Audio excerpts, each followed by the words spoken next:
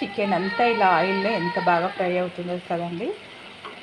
Sunday రోజు ఖచ్చితంగా chicken mutton అనేది ప్రతి ఇంట్లో వండుకుంటుంటారు. పిల్లల కోసమైనా ఖచ్చితంగా వండాల్సిందే.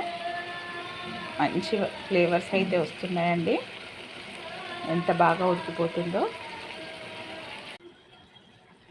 మంచిగా కొత్త కారం వేసానండి ఇలా చికెన్ కర్రీలో. చూసారా ఎంత రెడ్గా ఉందో. మంచిగా ఉడికిపోవాలి. కారం టేస్ట్ కూడా చాలా చాలా బాగుందండి. ఈ సమ్మర్ వచ్చిందంటే ఇలా కారం పొడులు పట్టిస్తుంటారు కదా, ఇది కొత్త కారం అండి. చాలా బాగుంది రుచి మాత్రం. తర్వాత వచ్చేసి ఇలా సాల్ట్ కూడా యాడ్ చేశానండి చికెన్లో. ఫైనల్గా ధనియా పౌడర్ కూడా వేసానండి.